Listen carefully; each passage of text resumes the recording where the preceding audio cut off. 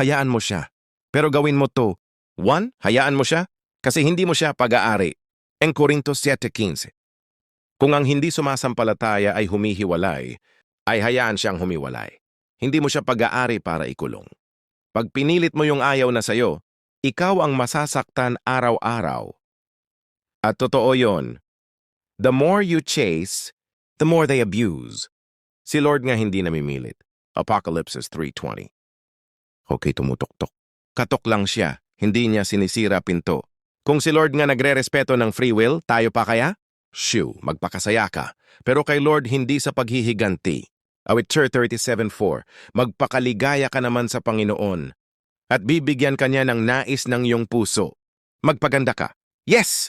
Pero hindi para manumbat. Magpaganda ka kasi anak ka ng hari. 1 Pedro 3:3, value. Mo hindi nabawasan kasi niloko ka. Inalisan ka ng toxic, amen dun. Kawikaan 22:7-25. Huwag kang makipagkaibigan sa taong magagalitin. Baka ka matuto ng kaniyang mga lakad. Kung niloko ka, sinungaling siya. At ang ama ng kasinungalingan ay si Satanas. Juan 8:44. So technically, inilayo ka ni Lord sa demonyo. Blessings yun. 3. Darating ang araw na magsisisi siya, pero wag mo nang hintayin. Mamang bilang 32:23. At talastasin ninyo na ang inyong kasalanan ay susumpong sa inyo. Karma? Hindi. Consequence. Aani siya ng tinanim niya. Galatia 6:7. Pero tropa, wag mo i-build ang healing mo sa paghihintay na bumalik siya. Kasi paano kung hindi? Maghihintay ka forever? Isaiah 43:18-19. Huwag ninyong alalahanin ang mga dating bagay. Narito ako'y gagawa ng bagong bagay. May bago si Lord. Huwag ka lumingon sa Egypt. Exodo 14:30. For may darating na tama, pero si Lord muna ang tama mo. Mateo 6:33. Hanapin muna ninyo ang kaniyang kaharian at ang lahat ng mga bagay na ito ay pawang idaragdag sa inyo. May umalis na mali, may darating na tama. Possible, pero hindi guarantee.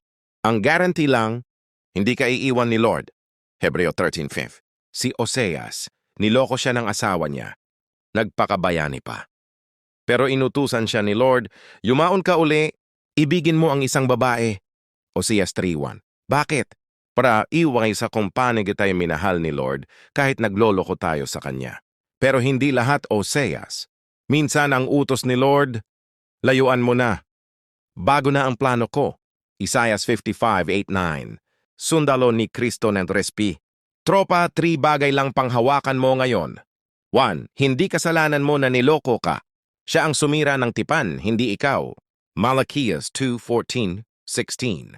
Ay sapagkat ang Panginoon ay napupot sa paghihiwalay. Galit si Lord sa ginawa niya sa'yo. Roma 12:19. Kinang paghihiganti, ako ang gaganti, sabi ng Panginoon. Si Lord bahala doon, hindi ikaw. 2. Hindi ka binasura, iniligtas ka. Akala mo iniwan ka. Pero kay Lord, inilayo kita. Sa sakit, sa trauma, sa impyernong relasyon. Awit 34:18. Ang Panginoon ay malapit sa kanila na may bagbag na puso.